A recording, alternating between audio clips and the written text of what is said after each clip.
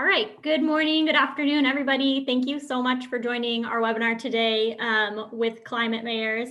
I'm very excited to have James here, the Executive Director of Climate Mayors, and the wonderful Julia Murphy from the City of San Antonio. Just a couple of quick logistics before I turn it over to James to kick us off. Feel free to put any questions into the chat or the Q&A. I think most folks at this point are very familiar with Zoom, but in your panel at the bottom, you'll see the Q&A button as well as the chat. And if you have any technical issues, please go ahead and chat either myself, Sarah Reed, or Sarah Fisher, and we'll be glad to help you. This meeting is being recorded, so we will share out the recording as well as the slides, and I will turn it over to you, James. Great, thank you very much, Sarah, and thanks all for joining today. Really appreciate it. Just a quick walk through the agenda, and then we'll get to some of the meat of the conversation around the toolkit and what's happening in San Antonio. So I'll provide a quick update on the Climate Mayor side, and then turn it over to Sarah, who will provide a review of the EV Policy Toolkit, and then we'll turn to Julia Murphy to talk about all the good stuff that's happening in the city of San Antonio, and then we'll do a bit of Q&A after that. So next slide, please, Sarah. All right, so just really quickly on the Climate Mayor side, wanted to flag a few things for your awareness in case you haven't seen the updates come through over the last few days on the virtual summit series. We had our first, so of course we were planning to do the in-person meeting in Austin back at the end of August, and subsequently have had to pivot to virtual, as so many other organizations have done.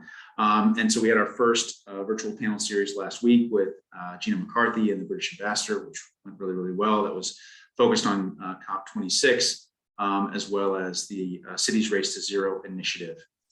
We have two upcoming events, Wednesday, September 29th, with Secretaries Granholm and Walsh. That's confirmed, as well as the meeting on October 4th with EPA Administrator Michael Regan and Dr. Robert Bullard. So I hope you all will be able to attend those and keep an eye on your inboxes for the registration information there. We're looking to schedule 2 more panels in late October and mid-November. So please do keep an eye out for those as well. We're still working on locking those in. A couple of things just on President Biden's climate agenda. As you may have seen, there's a lot of conversation taking place in Washington right now around the infrastructure package and the Build Back Better Act. And so, at this point, there are several moving parts. There are some very good climate and clean energy related provisions in there, including significant investments in EVs and EV infrastructure. Keep an eye on how the debate is evolving. It is some brinksmanship going. There is some brinksmanship going on right now on the political side, but both within the Democratic Party and on both sides of the aisle. So it's a bipartisan brinksmanship, if you will. There's a lot. There's a strong commitment on the part of the president as well as leadership in Congress to move these things forward. I think one thing to keep an eye on in particular, and has me slightly worried, is whether or not the Build Back Better Act is as ambitious as it currently is, or do they kind of roll certain elements of it back, in particular on the climate and the clean energy side. So we're certainly keeping a close eye on that. One other piece to mention here around COP26. I know there have been a lot of questions as to what's happening there, as well as the role of mayors. Want to flag a few things. As you can imagine, the COVID situation has really kind of caused a lot of uncertainty on a number of fronts. One thing to be aware of is that a number of organizations that receive badges to participate in COP and go into the zone where the negotiators are and where government officials are, the number of badges being allocated to different groups has been significantly reduced. So some of our key partners like ICLEI or C40 or WWF, folks we work really closely with when we have mayors attend the COP, have kind of received 20% of their normal allocation, if not less. And so that's proved to be very challenging just in and of itself. And then you have a lot of uncertainty as to how things are going to play out on the ground. We are in the process of taking a close look at some of the various options, both happening kind of in that blue zone, in that badge zone, but also outside, whether it's in other aspects of the UN meeting or in Glasgow itself, what some of the activities are and how we might be able to usefully engage there. So we're hoping that we can have a few mayors attend, but like I said, the level of uncertainty is pretty significant, and there's a lot of back and forth, both with partners as well as governments, right? And so we're kind of trying to plan for some level of in-person engagement, but also looking to identify some opportunities where we might be able to organize some events here in the US that are in some way, shape, or form connected to the meetings that are taking place in Glasgow. So, in a perfect world, we might be able to align schedules to get a panel that includes a few folks here in the US, talking with a few folks who are on the ground in Glasgow, and talking about latest developments there and what that means for local action here in the United States. And then looking at other potential opportunities just to amplify the moment, as well as help connect the dots between what's happening at that very kind of high level international negotiations to what's happening at the local level, and what are some of the ambitious activities that are taking place at the local level. So lastly, just want to, before we get into the policy toolkit and the work that's happening in San Antonio, just want to kind of provide a quick overview of where we are on the Climate Mayor's EV Purchasing Collaborative. And I know Sarah's going to get into some details on latest developments there. But I just want to mark the fact that we just passed the 3-year anniversary of the EV Purchasing Collaborative. It was launched in September of 2018 with 20 cities and 2 counties. We now have over 250 cities, counties, port authorities, transit agencies, universities, and colleges. So really strong growth over the last few years, and really excited to see that growth and to see the level of commitments increase over time. And really grateful for the partnership that we have with the Electrification Coalition, who've done a heck of a lot of great work in helping cities transition their fleets to electric. And now they've produced this fantastic toolkit for cities to really dig into as they look to implement policies and programs that will help them along this path. So I think with that, Sarah, I will turn over to you. Great, thank you so much, James. So I will give just a couple of quick updates on the collaborative, because we don't have some of our normal avenues for sharing out some of these quick things. So 2022 Nissan Leaf coming soon. I know folks have been interested in this vehicle, and the supply chain challenges have really impacted all vehicles, but the Nissan Leaf hasn't really been an option over the last couple of months. So that one will be coming soon. It'll be on the website. Let us know if you're interested. The one thing I'll say about all the vehicles right now is the order windows are quick, and they're not confirmed, they're like not guaranteed. So you might think you have a bunch of time to put in an order, and then they'll close the order window a couple months early. So definitely reach out if you're interested in some of the light duty vehicles that are up there. I think the Ford Escape plug-in hybrid will also be available in the next couple of weeks. And you've probably seen my emails, and if you haven't, please let me know. Happy to add you to our list. But we have several medium and heavy duty offerings that have been added over this year, including the Mack truck. That's a refuse truck, the Rosenbauer electric fire truck, lots of interest in this, and then the Ford E-Transit. And same thing with these, I'll just mention the order, the build time is looking at like 1-2 years, depending on the vehicle. So if this is something that your city is interested in, and you're thinking about purchasing this vehicle, I would definitely start inquiring now, looking at budgets, looking at costs and builds for some of these larger, newer electric options that are really exciting. And then finally, just quick reminder on some of the tools that are available. So today I'm going to talk about the policy toolkit.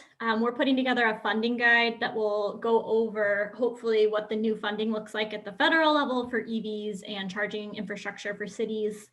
We of course have the Drive tool, which is our free fleet analysis tool that looks at total cost of ownership, and then staff support. Our staff's always here to help you with any technical questions that you have, needs, questions on what vehicles are available, leasing, tax credits, all of the above. So don't forget to reach out to us with any questions that you have.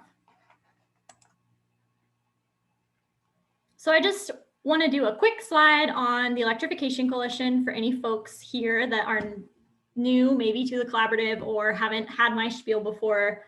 But we're a nonprofit group based in Washington, D.C. I live in Sacramento. We have folks all over the country, and we do a variety of different transportation electrification projects. So of course, we love working with cities. We are a partner on the American Cities Climate Challenge, work with the climate mayors on the EV Purchasing Collaborative, and then we also are engaged in state and federal policy and are working on a freight and goods delivery electrification project with some private companies. So we really have expanded a lot of what we work on over the last 3 years to public and private fleets, policy, and consumer education. So if you're not familiar with us, this is just a little bit of some of the more recent projects that the EC has worked on. All right. So now we'll go ahead and dive into the City Policy Toolkit. I just want to highlight that the link to the toolkit is electrificationcoalition.org/local policy toolkit. The link is on every slide. And then of course, in the follow-up email, I will include the link and a copy of the toolkit. So if you have any questions about that, also you can feel free to reach out to me and I can share it with you if it's not working or you can't quite find it. But we're really excited to release this new resource last month. It was in partnership with the American Cities Climate Challenge. It has just so many wonderful examples of all the really awesome work that cities have done. It outlines kind of 5 key areas where cities can take action with different policies. It also looks at some of the benefits and impacts as well as costs and difficulty of these different policies, and is a really good tool to just sort of kick off your policy engagement on fleet or consumer or freight electrification, everything within a city. We really hope to be able to provide additional updates to this document as time goes on and new and more examples and different types of policies become more frequent. But this is a really awesome kind of like first edition that we really hope is just a really great reference guide. Then, oops, sorry about that. So the toolkit, before I get into all the policies, it also has a really nice section that talks about what are some of the things to consider before you determine what type of policy you're hoping to pass within your city. So all of these questions I've pulled right out of the toolkit, but really want to consider, like, what are some of the challenges facing the community? Is there clear authority for your city or other agency to make a move on this policy? What is the level of public support? Is the action connected to current priorities or different aspects of programming that the city's working on? Does the policy address the communities that are most impacted by pollution? Are they included in the process? Does it help the organizations show leadership? And are there examples out there or existing or potential connections to support this work? So all of these are detailed in the beginning of the policy guide, but these are some of the things that we can also help you think through when you're trying to determine if you're starting from 0, if you already have 15 policies, like what comes next? And also just a good guide for advocates or other types of community members that are looking to maybe advocate for a policy as well.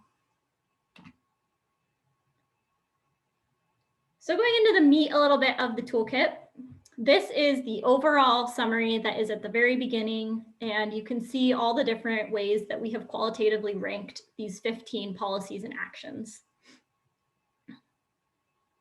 You'll see that, for example, freight, which is numbers 8 and 9 over here, has really high benefits. It has high benefits on greenhouse gas reduction, on health, on equity, and on jobs, and of course, market impact. But for something like a zero emission port, it's very expensive and it could be very difficult depending where you're at. So I think it's really important too to highlight that these are our best sort of estimates at what each city will encounter in these different categories, but of course every city is very different, and depending on where you're at, some of these things could be more expensive, easier to pass, have different types of benefits. So of course want to understand that these are just guidelines on what we think and what we've seen in all the cities that we've worked with. So this is a good place to start if you're looking at what you should sort of focus on. So I'm going to go through each of these 5 sections fairly quickly here to give you a sense of what's in the document, talk about an example or two from each section. But we start off with charging infrastructure policies. Starting with charging is, of course, very deliberate. We think that is where you need to start all of your work. If you don't have charging infrastructure, if you're not planning for it either at the same time or maybe before you're purchasing vehicles, you could have some challenges. And so while there are a lot of different options for how you can kind of focus on charging infrastructure, this covers not just fleet, but also consumer and building code options. So the first sort of category is around plans and rollout. So this is really focused on commitments. What kind of policies or plans can a city pass to make sure that this is instituted or institutionalized within your city? Same thing with EV ready buildings and businesses. This is something really common. We've seen a lot of this. We have provided a lot of support through letters of support, testimony for some of the different climate challenge or other cities that we work with.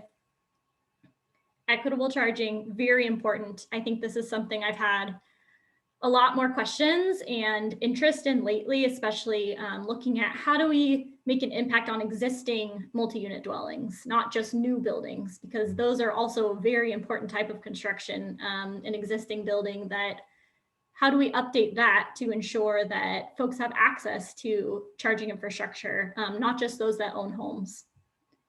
And then the last one, streamline charging approval. So permitting, what are some ways that we can kind of speed up that process? So like I said, I won't go through every example for these, but just a couple that I want to pull out. And these are just a sampling of what is in the toolkit in terms of examples.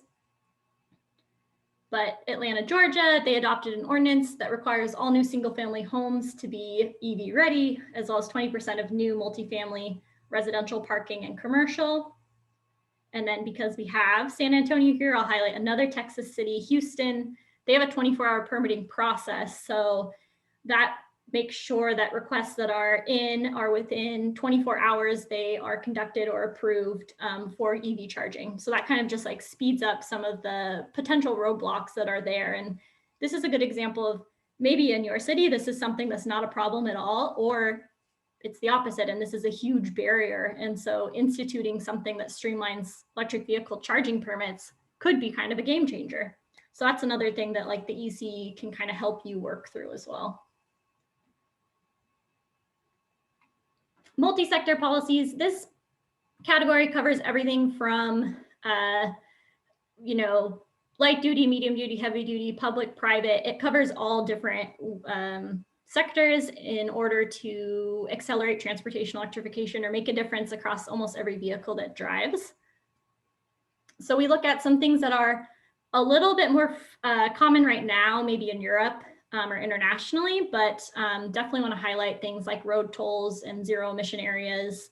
And then we also include the funding aspect. So this is kind of like putting in place policies or plans for funding for either fleet or private fleets or public and consumer funding for charging and infrastructure and for vehicles.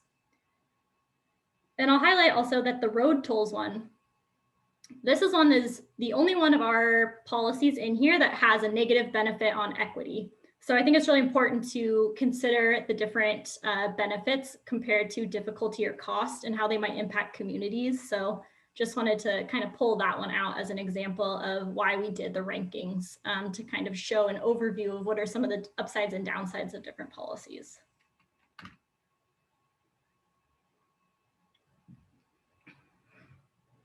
So as I mentioned, the zero emission areas and road tolls, these are some things that we have some international examples. There's also a call out here to C40 because there's a Healthy Streets pledge that includes establishing zero emission only areas by 2030. So that's a little bit farther off, but this is something that we'll probably really begin to see increasing here in the US in the next 10 years. We've called out Austin, Honolulu, Seattle, Santa Monica, and West Hollywood. Maybe some of you are on today that have signed on to this. And then road tolls, really the only example here is New York City that's financially disincentivizing road use based on what the congestion level is like, the vehicle size, and of course incentivizes zero emission vehicles.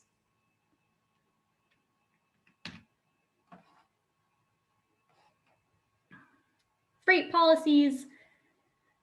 These cover delivery zones, so on-road freight, as well as inland ports, ocean ports, so like Long Beach, like LA, like New York, as well as warehouse districts. And of course, this area has really high benefits because traditionally low-income communities are often near some of these warehouse districts or other types of industrial areas. And so these score really high on the equity benefits as well as health benefits, but can be very difficult or costly.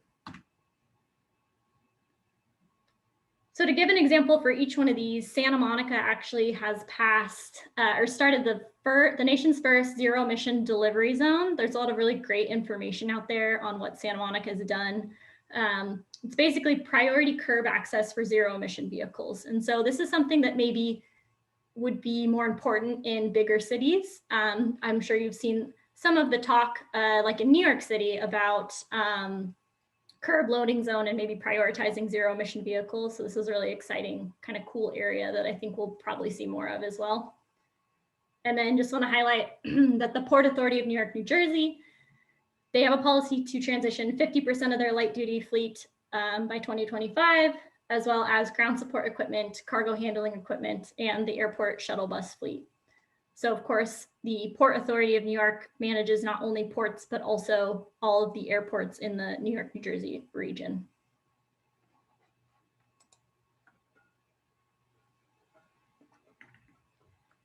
In the fleet section, which of course is one that's very important to the collaborative and to the EC, something we have a lot of experience in.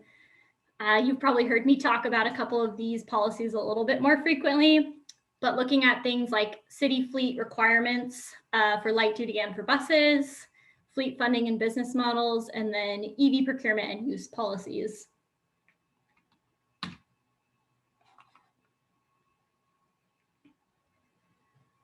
So the two examples I really want to call out on this slide are Charlotte, North Carolina. They have done a ton of different policies in this area. They have a goal of, or a policy for 100% zero carbon city fleet by 2030. This was something that was passed in 2018 that we are helping a lot with different implementation aspects of. And then another policy, the EV first one, this is one that I've mentioned to the Climate Mayors group before, but this policy basically takes a look at your purchasing methods. And are you considering an EV as the baseline? And then if you cannot replace a vehicle with an electric vehicle, then what are the reasons why it has to be gas? This one's a really important policy that we're seeing a lot of cities take up. This category, though, also includes things like making sure if there's a motor pool that your employees are using, that the EVs are taken first, right? People aren't afraid to drive the EVs. They want to take something they're more comfortable with or more familiar with, but having just simple policies like you have to charge a vehicle when you bring it back, or you have to take an EV if one's available. Some of those are really good too, to just sort of like change the thinking within a city.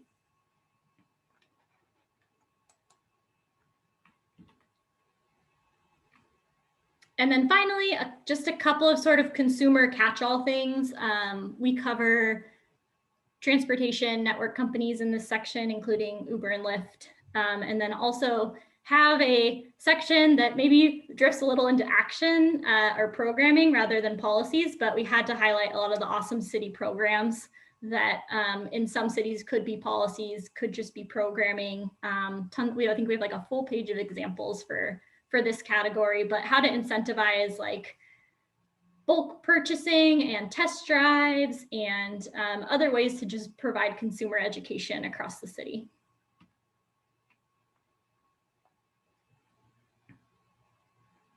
So in addition to covering some of the commitments that Uber and Lyft have, we also highlight San Francisco has a surcharge tax. And if you drive an electric vehicle, you actually get a lower tax. So I think that's a really good example of incentivizing electric vehicles in the ride sharing world. And then one of the examples in the city programs is the Drive Electric Northern Colorado program. This was actually a partnership between EC, the City of Fort Collins, City of Loveland, and Colorado State University that was really focused on outreach and communication, and saw a huge increase in the amount of EVs that were purchased in a community by using a variety of different strategies for engagement and outreach, ranging from like dealer education, ride and drives, consumer education, city adoption. So just some of the like variety of ways to really like focus in and drive adoption at the consumer level.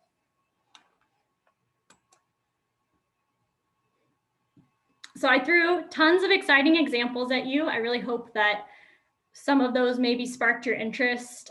Maybe you want to learn more about some of the other ones. Maybe you have questions. So some of the next steps on my end would be take a look at the toolkit.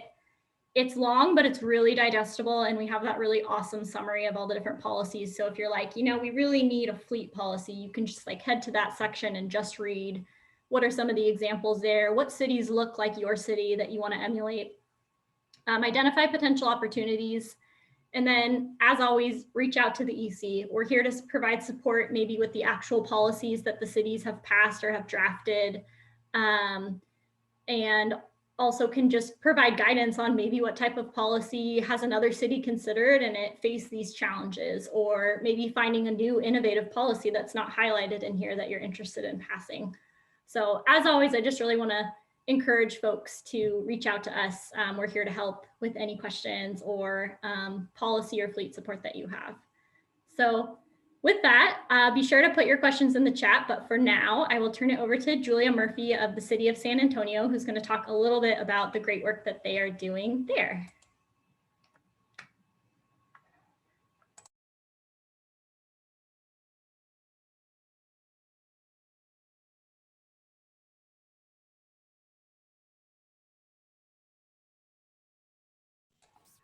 All right, thank you so much, Sarah and James. Can y'all hear me okay? And can you see my slides? Okay, great. I really appreciate you inviting us to talk about our EV work in San Antonio. Actually, this webinar is extremely timely because a lot of the things that we've been working on for quite some time are actually coming to fruition this month. And so I'm excited to tell you a little bit about it. In this screen, throughout the slideshow, you'll see images from our branded EVSA campaign that we established to kind of pull all of our efforts together under a cohesive umbrella. So EVs aren't supposed to be political, but somehow they are. And I just show this slide to show you where we're located in Texas. The city of San Antonio is in a kind of a purplish county right in the middle, surrounded by a sea of red. And so we have a very strong oil and gas economy. We know that it's a major generator in our region and throughout the state. And so we are very careful in the way that we message electric vehicles as a transportation choice in our state. But one thing that really helped us get some traction on this effort was being part of the American Cities Climate Challenge, because we were able to kind of put a stake in the ground and tell everyone, you know, we've committed to this as part of the challenge, and we started branding our initiatives as climate initiatives. So we did have some policy backing. Actually, electric vehicles are listed as a mitigation strategy in our Climate Action and Adaptation Plan, which was passed almost 2 years ago. And along at the same time, the city of San Antonio went into non-attainment for federal ozone standards. We knew it was coming, but we were kind of the last big city that hadn't gone into non-attainment. But immediately when we did, actually our Metro Health Department took on the task of creating an ozone action master plan. And also in that, electric vehicles and vehicle electrification in general are listed as a mitigation strategy. So we kind of had these two big policy initiatives that were aligned in different ways, but that promoted vehicle electrification. So as I mentioned, we early on, even before the climate plan was passed by City Council, established a brand, and that we called EVSA. We aligned it with our overall city brand so that it would be, that was intentional, so that it would not be seen as something separate from the city of San Antonio. And it's been helpful for us to just have that visual reminder that we really put on letterheads, we put it in our signature blocks, et cetera, as kind of a commitment that we're going forward with this effort to demonstrate that we're an EV-friendly city. And to really just help us, ground us, to know where we were with things. Of course, everyone loves data. So we did conduct a very comprehensive evaluation called the Electric Vehicle Fleet Conversion and Citywide Electric Vehicle Infrastructure Study. It was kind of an unwieldy title, but the two things that we were trying to get out of it were a really good comprehensive look at our fleet and where we had opportunities to electrify, and also what the status was on vehicle charging, or charging infrastructure rather, throughout the city. I'll go into that a little bit in a second, but back to the EVSA program. So it was roughly modeled on, I have a background in bicycle and pedestrian planning. So I utilized the American Bicycle Coalition's kind of structure, where they kind of say that you need to do these 5 things to really become a bicycle friendly city. So we are, this is a multifaceted program that involves policy, education, and encouragement. Of course, the infrastructure piece of it, and then equity. We look through an equity lens throughout this program and through everything that we're doing in the city of San Antonio now. And then constant evaluation. Are we doing the right thing? Do we need to pivot? Do we need to think about things that we haven't thought about before? Okay, so on the right-hand side of the screen, you'll see some early outreach efforts that we did, again, branded, social media outreach, to just kind of start getting people to think about electric vehicles as their next vehicle of choice. With the help of Fourth Mobility, we created some one-pagers, we call them, in both English and Spanish, around EV 101, Charging 101, and workplace charging. And we have those available for free from our city website.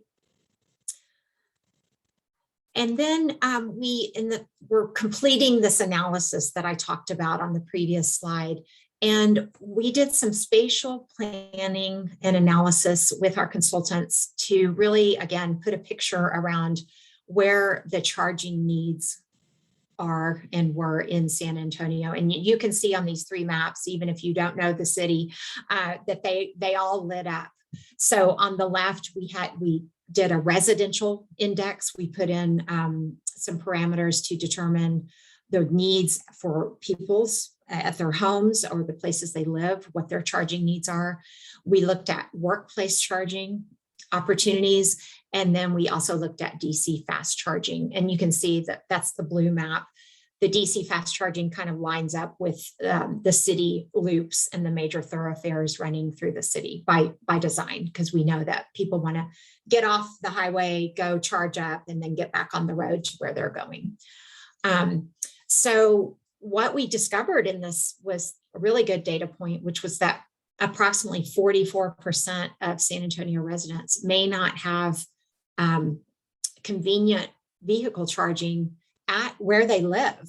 And so therefore it became apparent to us, and we had kind of known this, but this was a good thing for us to kind of lean back on, that we needed to enhance our publicly accessible charging network in order to, for the time being, relieve range anxiety, and also serve as a visual reminder, once again, that we want to be an EV-friendly city. So we began pursuing publicly accessible EV charging. And let me just mention here that we already did have a network of publicly accessible EV chargers in San Antonio. They were owned and operated by our municipal utility, but they were nearing the end of their useful life. They were first generation chargers, almost a decade old. And our utility really did some deep thinking on their side and decided that they would rather incentivize charging at home and through rate structures and other things than continue to own and operate outdated equipment that they were, going to be needing to replace and invest a lot more money in. And so with their declaration that they were kind of getting out of the business, we still felt at the city, and again, these are related entities, but actually separate. So we do have separate like governing boards, et cetera. But the city said, well, let's go ahead and keep, some publicly accessible charging infrastructure again, available, because right now the market is changing so rapidly. People are still unsure about where they're going to charge and whether they even want an electric vehicle to start with. And so once again, we felt like this was just something that we really needed to keep doing and keep, offering as a resident amenity. So where were we going to do this? We needed it everywhere, but it became apparent that we needed to also do it in places that we had control over, what the city had control over. So we decided, let's focus on city-owned sites, such as libraries, parks, parking lots, downtown surface lots that we control. We actually, and we put one at the zoo. I want to talk about that because that just happened. But we also felt like we were under a little bit of scrutiny to access and utilize the historic VW settlement money that was being allocated to states for charging infrastructure to improve air quality. And in Texas, it's called TexVEMP. So this is a historic opportunity to help pay for some of this charging infrastructure. However, the city itself did not want to be the owner operator of the infrastructure. To the extent possible, we didn't want to be caught in, managing technical equipment that we didn't really have the subject matter expertise in. And also, have to deal with the fact that it may become obsolete very quickly and that we might need to change that out. So what we were able to do was put out an RFP and basically see what was out, who was out in the marketplace that wanted to partner with the city of San Antonio for publicly accessible charging infrastructure to also take advantage of that historic grant funding and, see what we got. And we got some really fabulous responses. We ended up awarding a contract to Blink Charging, and Blink has been a fantastic partner in this project. And we just cut the ribbon on our very first installed charger yesterday. When I get through talking, I'll put the link to the news story in the chat. I didn't even have time to get the pictures from the event uploaded into this presentation, but we're really excited because it's happening. And it's been a true public-private partnership. Blink is co-branding the stations with our brand. They are running and operating the infrastructure so we can be hands-off with the technical side of things. They are dealing with all the customer service. And in return, we are offering up prime spots for the charging infrastructure to be installed.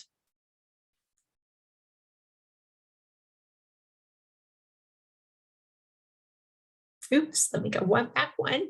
There we go. So on the right-hand side, I know this is incredibly small, but this is the list of sites that will now be coming online gradually, as now that we've cut the ribbon on the first one, we're going forward with the rest. You can see they're scattered around the city. It was very important for us to make sure that we were hitting all sides of the city. And so we did a very strategic ask to all of our city council districts to make sure that they knew that this project was rolling out, and to also be able to offer up sites that they might be interested in seeing new charging infrastructure at. Now we did qualify it by saying it has to be somewhere where people would go to charge, and it has to meet the business model of the program. And the way we've structured that is that Blink is, acquiring the revenue from the charging. It's based on market rates. Once programmatic expenses are met, we are actually revenue sharing a portion of the proceeds. So it really is truly a win-win-win, a true PPP, public-private partnership for all involved. And just the picture on the left hand is just kind of to show that there's a number of people that are working together to get this done. So we have our Office of Sustainability staff at the City of San Antonio who are kind of the project leads, but we've had to rely on facility staff at all of the areas that we are putting in these chargers. The CPS Energy, our public utility, has been along and has really been instrumental in helping with those hookups and the site prep to make sure that when we turn them on, everything's going to function beautifully. And so it really has been a wonderful partnership on many fronts. And then I'm also happy to announce that we, in our climate plan, we also took a look at our own municipal operations and where we could improve. And we have a goal to transition to cleaner vehicles. It's kind of nebulous about what those cleaner vehicles are by 2025. So that's right around the corner, as we all know. We had been doing a pretty good job with hybrid vehicles in our administrative fleet. We virtually almost every administrative fleet vehicle was by now a hybrid, but we hadn't taken that extra step to go fully electric. And just within the past month, we took delivery of our first 19 Chevy Bolts, and there's one of them on the screen there. Our Office of Sustainability staff have kind of been the pressure point that's been pushing other departments within our city to help us reach these goals. And this is our Building and Equipment Services team who embraced the project, surprised us with this beautiful green plug graphic on the car that showed up yesterday to the ribbon cutting at the zoo. And so we're just pleased as punch that they're all on board with it now. I got to test drive it. It was a fabulous ride. Unfortunately, we don't have fleet vehicles in our office, but I'm going to lobby for one, hopefully, when we go back to work, which is also happening very soon, work in person. And then, so to back this up, now we have had a green fleet procurement policy for quite some time now. It's of the era of those original EV chargers that are about 10 years old. However, it was, people come and go, people get elected and go out of office and back into office. And I don't believe that the green fleet procurement policy that we had was actually being utilized. It was there on the books, but it was really time for us to bring that out again, align it with the Ozone Attainment Master Plan and the city's Climate Action and Adaptation Plan, current policies, look at other best practices around the country. And then we literally today, this afternoon, our city council is considering the updated, what we now call the Sustainable Fleet Acquisition and Management Policy.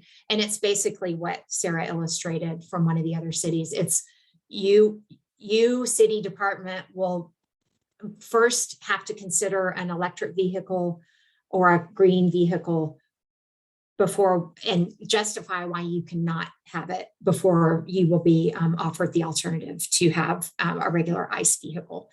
And so that's going to be managed by a multi-departmental team, again, that's kind of going to evaluate that on an annual basis. And then there will be reporting requirements. So everyone will be held accountable to actually adhering to the policy. One more thing I want to mention, I have a small image of our, this is a report that the Electrification Coalition actually helped us with, which was analyzing where our fleet vehicles could charge. And this was done during the pandemic. We did it all virtually and used Google Maps and some photos and aerial photos to try to figure out potentially where these new fleet vehicles that hadn't arrived yet could possibly charge, because they needed dedicated charging. And that was one barrier that was kept coming up in our conversations with our building and equipment services department about the charging. They needed to make sure that that was buttoned up and that they had funding for it as well. So thanks to EC for that help there. That was a big assist. And that is all of my slides. And I just want to thank you for being here today. And it's been a really fun and at times frustrating journey, but the hard work is paying off finally. And when we see our fleet vehicles driving around town with that green leaf on it, that's really going to make us, I think it's really going to symbolize a lot of the progress that we've made in the last couple of years. So thank you very much. Thanks so much, Julia. That was so great. I kind of want to have like a competition on the best fleet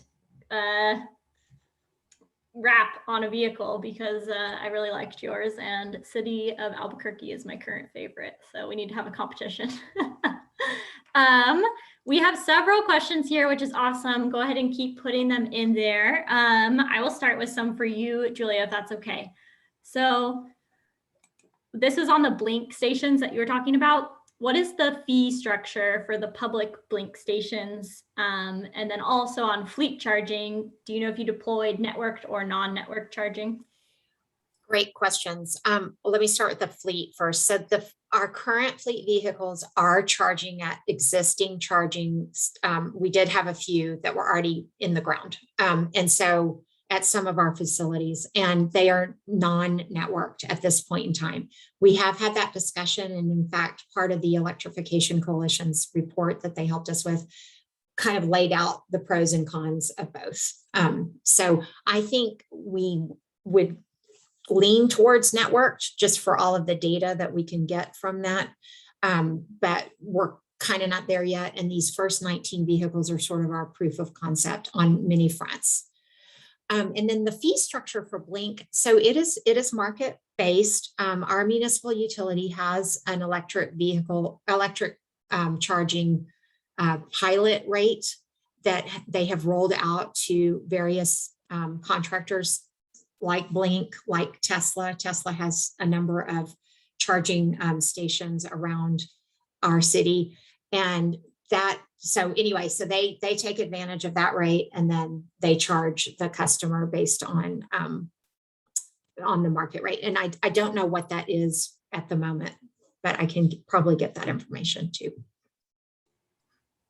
Great, thanks. Another one for you is, was there a cost for all those analysis reports that you did? This is from Miami. They're looking to do a lot of the same sort of products. Yes. So before the toolkit came out, the initial analysis that we did do an RFQ or RFP for that, and it was contractor led. There was a cost to it. It went through a competitive procurement. Our lead contractor, if I'm allowed to say that, because they did a really good job, was Cadmus. And then we also worked with a local firm that and built local knowledge around that helped with the delivery of the report. Great. And then quick question on your policy that is being considered today, the sustainable fleet acquisition one. Is there a link to a public copy that you could share maybe with me after I can send it out with everybody? Yes, I think there is, now that it's being considered by City Council. I'll find that and send that to you, Sarah. And I did want to mention our analysis is also online on our city website, and I'll also send you the link to our comprehensive analysis that we did. It's almost been 2 years ago, but yeah. Perfect. Yeah, great idea. I will include a couple of different San Antonio resources. Anything else, Julie, that you think might be helpful, I'm happy to include in my follow-up email to everybody. And there's a question here, so I'll go ahead and read it aloud. I think it's for me. You said a policy like zero emission areas does not have a negative equity impact. the city said when they did their greenhouse gas plan, they analyzed that there was a negative impact on low income folks who are less likely to have electric vehicles.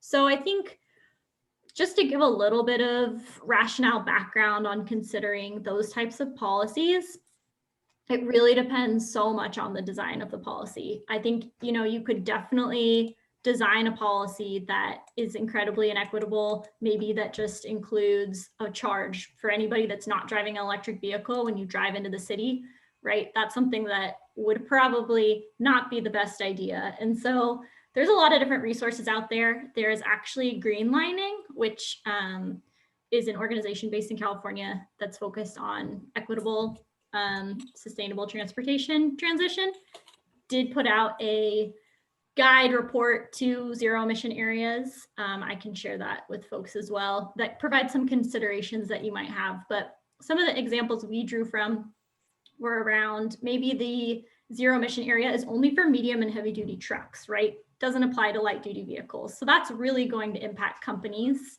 delivery vehicles, other types of non sort of community members or consumers. And so that's an example where that would have a high benefit to sort of low income or areas that are worse for air quality, because often those vehicles are driving in parts of cities where that might be more prevalent. So I think sort of the rankings in the policy toolkit take into consideration the more thought out, well-designed policies. So as an example, that one. There's also, I think, about 200 or so maybe examples in Europe, which can also be a little bit skewed because there is such more emphasis on public transit or walking and biking in some cities elsewhere that would really not have as much of an impact on low income drivers. I think also there are examples where there are exceptions for low income drivers, or maybe it's only for new vehicles, some different kinds of ways to look at how to equitably design a policy in that fashion. So happy to talk more about that. That's something we could totally help with. I think I have the greenlining policy here. Yeah, I will send that here as well. So folks have that to take a look at, but lots of different resources out there from different types of groups.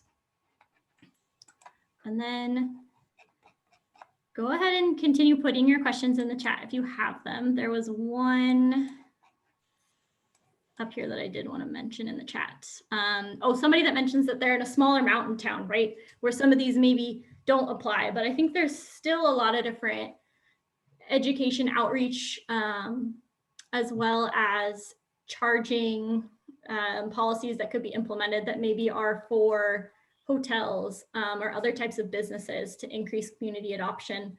I actually worked on a project in the Vail Aspen region to increase rental car vehicle electrification. And so happy to talk about that if folks are interested separately.